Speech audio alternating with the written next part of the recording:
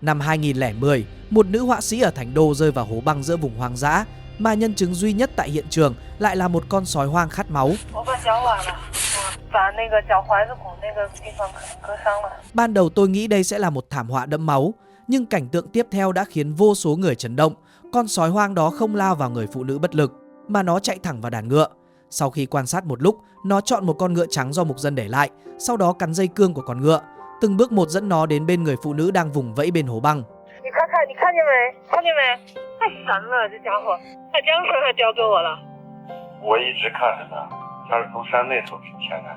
Không chỉ đưa dây cương cho nữ họa sĩ, nó còn đứng bên cạnh như đang đỡ cô khi cô đứng dậy. Đoạn hình ảnh này sau khi lan truyền lên mạng đã lập tức gây bùng nổ. Ngay cả đạo diễn Phùng Tiểu Cương khi nhìn thấy cảnh này cũng trợn tròn mắt, bởi vì tất cả những điều này không phải là kịch bản phim mà là hình ảnh ghi lại hoàn toàn có thật. Nhưng rõ ràng đó là một con dã thú khát máu, vì sao lại phải vất vả cứu người phụ nữ này? Mọi chuyện phải bắt đầu từ mùa xuân năm 2010. Họa sĩ vẽ động vật hoang dã Lý Uy Nhất lần đầu đến thảo nguyên Nhược Nhĩ Cái để ký họa. Tại đây, cô nghe mục dân kể rằng cha của con sói hoang kia đã bị lột da làm áo. Vài ngày trước khi thời tiết trở nên khắc nghiệt nhất, một con sói đầu đàn khổng lồ vì kiếm thức ăn cho vợ con đã liều mình lẻn vào chuồng cừu. Nhưng thứ chờ đợi nó lại là chiếc bẫy thú mà mục dân đã chuẩn bị sẵn. Để mang thức ăn về cho đàn con đang đói khát, nó đã đưa ra một quyết định cực kỳ thảm khốc: tự cắn đứt chính cái chân đang bị kẹp chỉ để thoát thân. Nhưng việc chặt chân cầu sống cuối cùng vẫn không chạy thoát khỏi đàn chó săn. Con sói đầu đàn cuối cùng đã anh dũng chết trong bão tuyết, biến thành một tấm da sói treo lắc lư trong gió. Sau khi biết tin bạn đời chết, con sói cái đã tru lên suốt cả đêm. Con sói mẹ mạnh mẽ ấy không chọn cách sống tạm bợ. Đêm hôm sau, nó lao vào chuồng cừu, cắn chết hàng chục con cừu để trả thù. Sau đó nuốt thuốc độc ra đi theo chồng. Trong khoảnh khắc cuối cùng của sinh mệnh, để không cho con người lấy được bộ da nguyên vẹn, nó đã cố hết sức tự xé nát da thịt của mình. Cặp sói đầu đàn ấy đã dùng cái chết để bảo vệ danh dự của mình.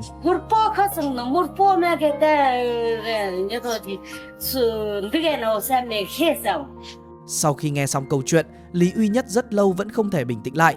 Khi nghe mục dân nói có thể vẫn còn 6 con sói còn sống sót, cô lập tức quyết định đi tìm chúng, chỉ mong có thể làm chút gì đó cho cặp sói đầu đàn kia. Theo hướng mà mục dân chỉ dẫn, Lý Uy Nhất nhanh chóng tìm được hang sói. Nhưng lúc này, trong 6 con sói con chỉ còn lại duy nhất một con. Con sói con thoi thóp ngẩng đầu nhìn và coi Lý Uy Nhất như mẹ của mình. Đó chính là lần gặp gỡ đầu tiên giữa cô và con sói này. Lúc này việc xử lý con sói con trở thành một bài toán khó. Tình trạng của nó cực kỳ yếu. Điều kiện y tế trên thảo nguyên rất khó giúp nó sống sót.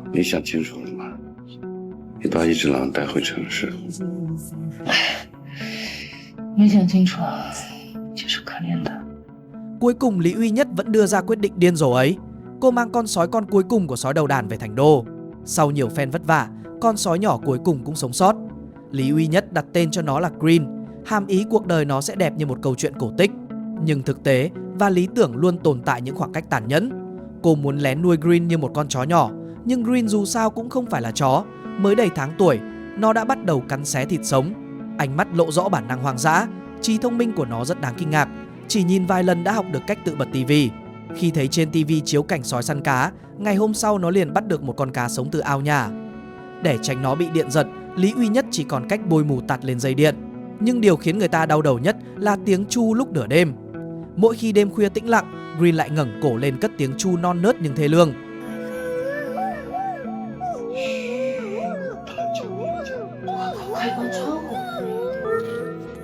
Không lâu sau, một tai nạn đã khép lại hoàn toàn chuyến tham quan thành phố này. Khi được 2 tháng tuổi, Green bị lạc mất. Camera giám sát cho thấy nó hoảng loạn giữa con phố đông xe cộ, luồn lách giữa những bánh xe đang lao tới, suýt nữa mất mạng.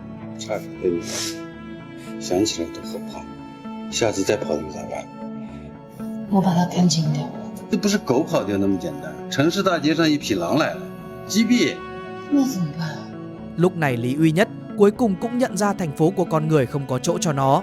Nhất Phong đề nghị đưa Green đến sở thú, ít nhất nó còn có thể sống. Nhưng nhìn chiếc lồng kính trong vườn thú, Lý Uy Nhất luôn cảm thấy đó không phải nơi Green nên thuộc về. Vì vậy vào tháng 7 năm 2010, cô bán căn nhà của mình ở Thành Đô, mua một chiếc xe địa hình và trang bị sinh tồn, rồi đưa Green mới 3 tháng tuổi quay trở lại thảo nguyên của loài sói. Đây là một canh bạc lớn, bởi vì một con sói do con người nuôi lớn quay lại hoang dã lúc đó trên thế giới chưa từng có tiền lệ thành công. Trở lại thảo nguyên, Green phấn khích như phát điên. Đây là khoảnh khắc vui nhất kể từ khi nó chào đời. 好没眼了，不可能这样就放生了吧？ 这么大的地方，这下自由了。 Nhưng Green nhanh chóng bị thực tế tát cho tỉnh. 有狗，一群狗在追他，快点快点，上车拿东西，快点！走开走开走开！ Vì chạy quá xa, nó đã gặp phải một đàn chó hoang hung dữ. May mắn thay, những mục dân nghe thấy động tĩnh đã vội chạy tới giải vây. 谢谢你，谢谢你。 Chỉ vài phút trước còn đắc ý, giờ Green đã chạy về trong bộ dạng thảm hại. Nó sợ hãi đến cực độ, nó cứ chu lên đòi Lý Uy Nhất tới ở bên mình. Lý Uy Nhất hiểu rằng nếu không dạy nó cách sinh tồn, việc để nó lại nơi đây chẳng khác nào kết thúc mạng sống của nó sớm hơn. Vì vậy từ ngày hôm sau, một cảnh tượng mà tạo hóa cũng khó hiểu đã xuất hiện. Một người phụ nữ loài người nằm rạp trên bãi cỏ, dạy một con sói cách săn mồi từng bước. 格林，这几个洞都是它的味道，堵住，堵住，只能有一个出口，就在这洞口，带它。 Dưới sự thúc đẩy của tính mẫu tử và bản năng, Green nhanh chóng học được cách tự săn mồi. Khi nó lần đầu ngậm con mồi trở về, Lý Uy Nhất còn vui hơn cả chúng xổ số. 有，乖乖乖乖乖，能干能干能干！哇，他逮到的第一只，哎呀，太棒了太棒了！ Chỉ trong vài ngày ngắn ngủi, Green đã bắt đầu có chút danh tiếng trong thế giới động vật thảo nguyên. Các con mồi chỉ cần ngửi thấy mùi của nó liền lập tức cảnh giác.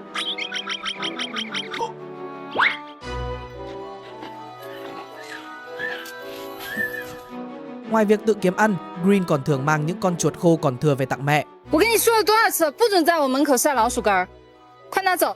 Đó là cách nó thể hiện tình cảm. Dù nguyên sơ và vụng về, nhưng lại rất chân thành. Nhưng vào một ngày trong tháng 9, Green bỗng nhiên khác thường, cắn chặt ống quần của Lý Uy Nhất, không cho cô ra ngoài. 干嘛不让我走啊？嘿，听话听话听话！ Không nghe lời khuyên, Lý Uy Nhất vẫn ra ngoài. Kết quả gặp phải trận mưa đá đầu tiên của mùa thu. 我的天哪，下冰雹了！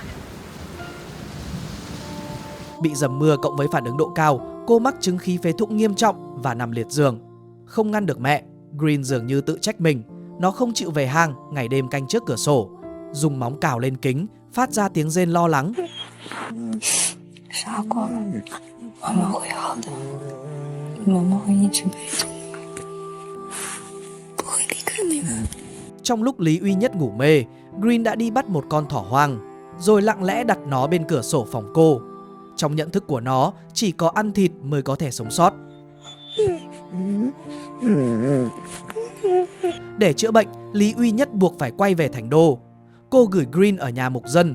Sau khi sắp xếp ổn thỏa thì lái xe rời đi. Green đuổi theo chiếc xe rất lâu. Trong 15 ngày sau đó, mỗi ngày nó đều đứng ở ngã rẽ, từ sáng sớm đến khi mặt trời lặn, không rời đi nửa bước. Nửa tháng sau, Lý Uy Nhất khỏi bệnh và quay lại.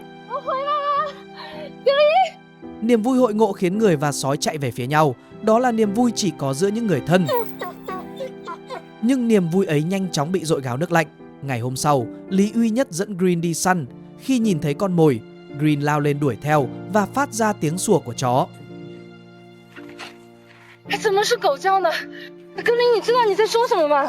Thì ra trong thời gian gửi đuôi, Green suốt ngày chơi cùng những con chó của mục dân. Quen với việc chờ người cho ăn, nó gần như đã mất đi bản năng hoang dã. Nguy hiểm hơn là nó không còn sợ con người, gặp người lạ cũng vẫy đuôi chạy lại gần. 不要大，不要大，它不是香活水，不要大。 我怕的就是这个，狗不怕人没事儿，狼不怕人死定了。也许他根本就不知道自己是狼还是狗。 除非送它回狼群。 Giờ muốn để nó quay lại bầy, chỉ còn cách nhanh chóng giúp Green tìm lại bản năng hoang dã. Nhưng nếu đợi đến lúc trưởng thành, tính cách của nó cũng đã định hình. Mà bầy sói chắc chắn sẽ không chấp nhận một con sói được cư xử như chó. Vì thế vào tháng 10 năm 2010, cô đưa Green 6 tháng tuổi đi tìm quê hương thật sự của nó, vùng lõi lang Độ Than ở Nhược Nhĩ Cái. 儿子，你还记得吗？这就是你出生的地方。别忘了，你是一匹狼。 Nơi đây có độ cao tới 3.800 mét, lượng oxy chỉ bằng 60% ở đồng bằng. Ban ngày nhiệt độ âm 15 độ, ban đêm còn giảm mạnh xuống âm 30 độ. Môi trường khắc nghiệt như thế đủ khiến bất kỳ linh hồn yếu đuối nào cũng phải chùn bước. Nhưng với Green, nơi này lại là chốn thuộc về của linh hồn nó. Vừa trở lại đây, ký ức thuở nhỏ của Green dường như tỉnh giấc. Có một ngày, nó đột nhiên không còn dè dặt như thường lệ, mà lao thẳng vào một hang đất, rồi lại thành thạo chui ra từ một cửa hàng khác. 他很熟悉这个洞。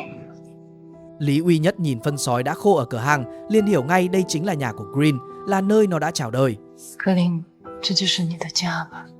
Dù cha mẹ và anh chị em của nó đã không còn, nhưng nó chưa từng quên mùi hương của nơi này. Nhìn Green cứ quanh quẩn không rời, không muốn rời khỏi dãy núi từng là ngôi nhà cũ ấy, Lý Uy Nhất và Nhất Phong quyết định ở lại. Họ nhờ mục dân dựng một căn nhà đơn sơ trên vùng đất hoang vu này để cùng nó bắt đầu một quãng chờ đợi dài đằng đẵng, chờ bầy sói xuất hiện. Để Green có thể sống sót sau khi quay về bầy, Lý Uy Nhất đành quyết tâm cắt toàn bộ nguồn thức ăn của nó. Cô ăn mì gói, lạnh lùng đẩy Green đang đến xin ăn ra xa, ép nó bước vào gió tuyết, đi tìm con đường sinh tồn thuộc về chính mình. Cơn đói như roi quất lên cơ thể Green, đồng thời đánh thức những gen đang ngủ yên bên trong nó. Rất nhanh sau đó, Green đã thay đổi. Nó không còn chạy chỉ để chơi đùa như hồi nhỏ nữa, mà đã học cách quan sát bầu trời, hiểu rằng nơi nào có kền kền lượn vòng, nơi đó có xác chết và thịt thối. Rồi lao vào giữa đàn kền kền, cướp lấy mọi nguồn sống có thể giúp mình tồn tại. Nó học được cách phục kích chuẩn xác trên tuyết, biến mỗi con thỏ hoang vừa ló đầu thành dinh dưỡng cho cơ thể. Con thú cưng từng chỉ biết vẫy đuôi xin ăn ấy đã chết trong gió tuyết, thay vào đó là một tay săn mồi đỉnh cao, như thể đã thức tỉnh gen của sói đầu đàn. Đến lúc này, mọi điều kiện để trở về bầy đều đã đủ, chỉ còn thiếu một bước cuối cùng là bầy sói xuất hiện. Nhưng mọi chuyện không hề dễ dàng như vậy. Ban đầu, họ phát hiện rất nhiều dấu chân và phân sói để lại trên nền tuyết. Lý Uy Nhất thậm chí còn nghe thấy tiếng sói tru từ xa. Đó là tiếng gọi từ tận huyết mạch mà Green chưa từng được nghe qua. Họ cứ ngỡ chẳng bao lâu nữa sẽ gặp được bầy sói. Nhưng ngày qua ngày, bầy sói lại biến mất trong gió tuyết như những bóng ma, mãi vẫn không xuất hiện. Khi mùa đông ngày càng khắc nghiệt, việc kiếm thức ăn cũng trở nên khó khăn hơn. Mong muốn tìm được bầy sói vì thế cũng trở nên cấp bách hơn bao giờ hết.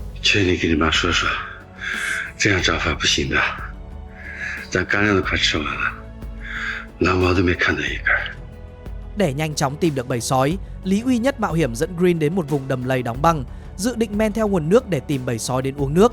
Đang đi thì Green bỗng giống như lần cảnh báo mưa đá trước đó, cắn chặt ống quần cô, không cho cô đi tiếp. Nhưng con người luôn rất khó rút kinh nghiệm. Lý Uy Nhất không nghe, vừa bước thêm vài bước, lớp băng dưới chân đột nhiên vỡ ra, mảnh băng cứa rách mắt cá chân cô, cơn đau dữ dội khiến cô không thể cử động. Cô gọi điện cầu cứu Nhất Phong, nhưng vừa xác định được vị trí của cô qua ống nhòm, Nhất Phong đã nhìn thấy cảnh tượng không thể tin nổi ở đầu video. Green bất ngờ bỏ lại Lý Uy Nhất rồi lao về phía một ngọn đồi khác. Nó xông vào đàn ngựa, liên tục luồn qua luồn lại, cuối cùng đã dẫn được một con ngựa trắng do mục dân để lại đến trước mặt Lý Uy Nhất.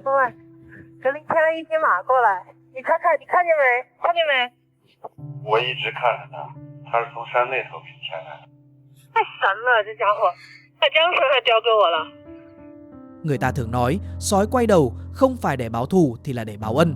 Câu nói ấy đã được hiện thực hóa trọn vẹn trên chính Green. Nó không chỉ cứu mạng Lý Uy Nhất mà còn dùng cách đó để chứng minh rằng nó có một linh hồn vượt lên trên bản năng thú dữ. Và chuyến mạo hiểm của Lý Uy Nhất cũng không hoàn toàn vô ích. Và một buổi sáng không lâu sau đó, họ cuối cùng cũng phát hiện một con sói đơn độc trên sườn núi phía xa. Đó là một con sói hoang to lớn hơn Green rất nhiều.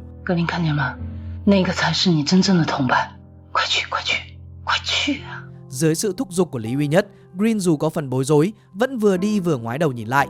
Con sói đơn độc ngầm cho phép Green lại gần. Nó vượt qua hàng rào, ra hiệu cho Green đi theo. Nhìn bóng dáng Green khuất dần vào núi, tim Lý Uy Nhất thắt lại. Nước mắt không ngừng trào ra nơi khóe mắt. Nhưng chỉ mới một ngày trôi qua, vừa thức dậy, Nhất Phong đã nhìn thấy một cảnh tượng khiến anh kinh ngạc. Lúc này Green thậm chí đi lại cũng vô cùng khó khăn. Con sói đơn độc kia đã không chấp nhận nó, mà còn cắn nó đến mình đầy thương tích. Lý Uy Nhất đau lòng đỡ Green dậy, giọng nói nghẹn lại. Thấy cảnh này, Nhất Phong khuyên Lý Uy Nhất từ bỏ kế hoạch thả về hoang dã, đưa Green về thành đô, ít nhất như vậy nó còn có thể sống. Nhưng Lý Uy Nhất bác bỏ.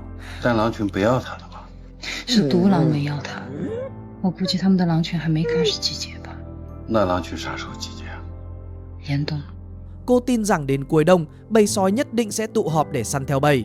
Đó là cơ hội cuối cùng của Green. Có lẽ nhờ mang gen của sói đầu đàn, vết thương của Green lành rất nhanh, chưa đầy một tuần đã gần như hồi phục hoàn toàn. Thế nhưng Green vừa mới bình phục chưa bao lâu, bầy sói còn chưa xuất hiện, mà lòng tham của con người đã đến trước. Hai tên săn trộm phóng xe máy tới. Chúng nói dối rằng mình là mục dân và bảo Green đã ăn mất cừu của họ nên nhất định phải mang nó đi. 那不行，那不行！你说的10几个没有任何证据。那我跟你说，这个狼它是属于国家2级保护动物，是谁都没有权利带走它的。它不是我们的狼，它是这个草原的狼。这羊我们赔你，骗你不要骗。他今天来居心就没对的，他就是想带走狼。任何人都不能抓他。 Thấy hai người không mắc lừa, đám săn trộm liền xông vào cướp lấy. Chúng vung gậy định đánh ngất Green. Tội nghiệp Green vẫn ngây ngô nhìn những con người đó. Nó cứ tưởng ai cũng là bạn. Thấy vậy, Lý Uy Nhất chỉ còn cách tự mình đuổi nó đi. Green tưởng rằng mình đã làm gì sai nên cứ muốn quay lại để xoa dịu cảm xúc của Lý Uy Nhất. 你要知道，你不能对什么人都那么亲近，知道吗？以后你见到人就必须跑，随便什么人。跑，快跑，格林！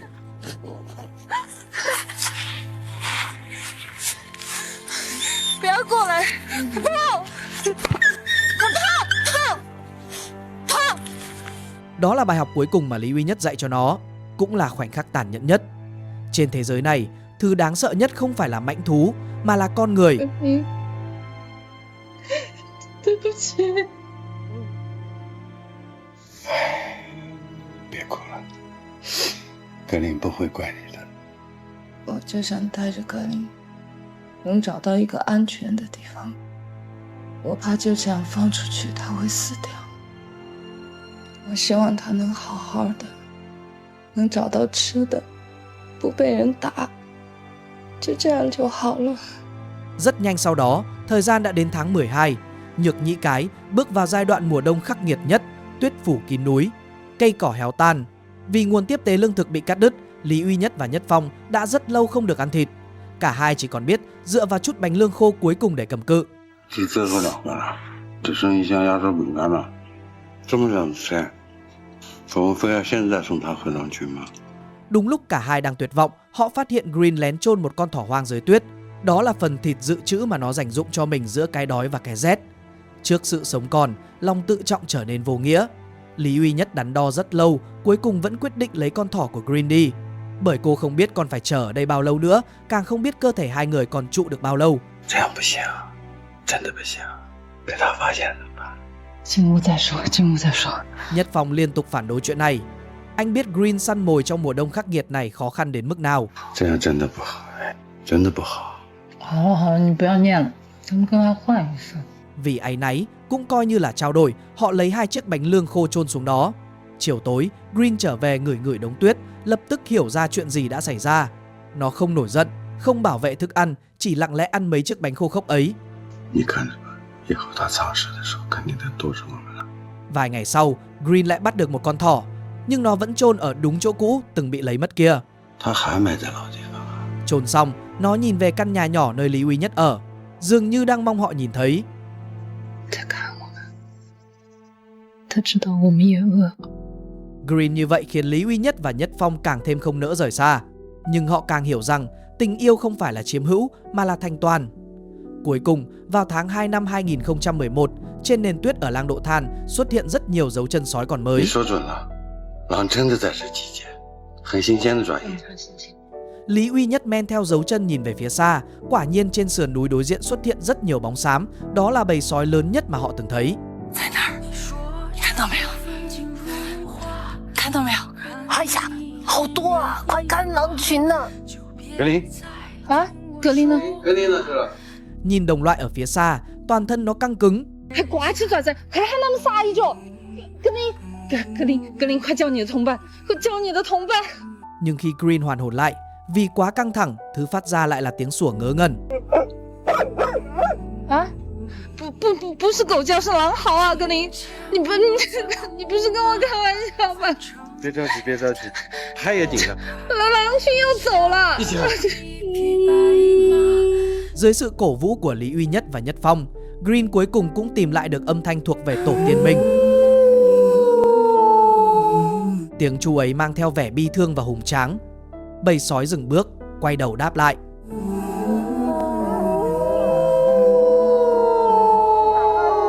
Lý Uy Nhất nhìn kết cục ấy, nước mắt lưng tròng. 是时候了。 Green quay người nhìn Lý Uy Nhất. Nó không nỡ rời mẹ, nhưng cũng không thể quên mình là một con sói. Nó không kìm được, lại một lần nữa lao vào vòng tay của mẹ, nước mắt trào ra nơi khóe mắt. 你要走了吗？走吧，妈妈看着你走，走。 Cuối cùng, dưới ánh nhìn của Lý Uy Nhất, Green dốc hết sức mình chạy về phía bầy sói. Nó gặp lại bầy đàn trên đỉnh núi, rồi hòa vào giữa bầy sói xám ấy. Nó thuộc về Thảo Nguyên, và cũng nên trở về với Thảo Nguyên. Green đã đi rồi, nhưng câu chuyện vẫn chưa kết thúc. Sau khi xuống núi, Lý Uy Nhất lại nhìn thấy, trong một cửa hàng tạp hóa, tưởng như bình thường ở thị trấn huyện, một món hàng khiến người ta rợn người, một chiếc bình chứa đầy hàng trăm chiếc răng sói. Điều khiến Lý Uy Nhất sợ hãi hơn nữa là một tấm áo da sói lớn đến mức vượt ngoài sức tưởng tượng. 一双冷眼，再也不会睁开了。以后啊，我后悔了。 回狼山。 Cô lao như phát điên lên núi, muốn xác nhận xem Green còn sống hay không. Nhưng thứ cô nhìn thấy lại là hết tốp săn trộm này đến tốp săn trộm khác. Sau hơn 20 ngày canh giữ trên núi, họ cuối cùng cũng lại nhìn thấy Green. Nó đã thay đổi, trở nên cường tráng hơn. Lúc này, nó đã là con sói tiên phong của bầy. Ngay khi Lý Uy Nhất còn đang thấy an lòng, một tiếng súng bất ngờ vang lên từ phía xa.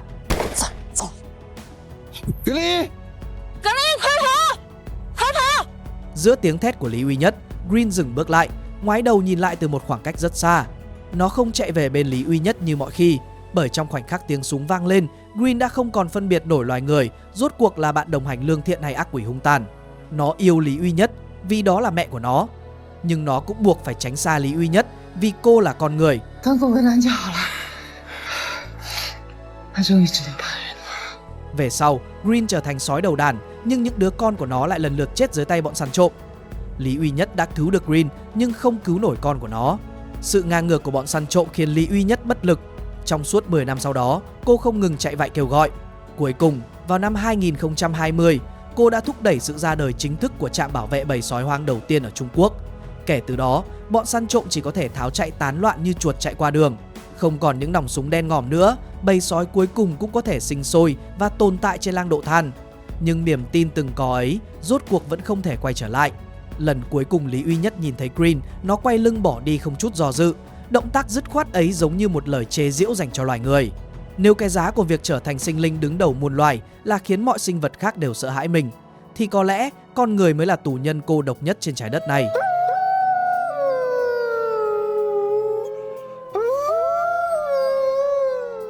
Xin cảm ơn các nhà khám phá đã tham gia hội viên của kênh và tất cả bạn đã ủng hộ qua Super Thanks, Super Stickers, Super Chat. Sự đồng hành của các bạn giúp Nusick duy trì và nâng cấp chất lượng nội dung mỗi ngày. Mình luôn trân trọng, ghi nhớ và sẽ nỗ lực làm tốt hơn trong từng video để mang lại những nội dung hữu ích nhất cho mọi người.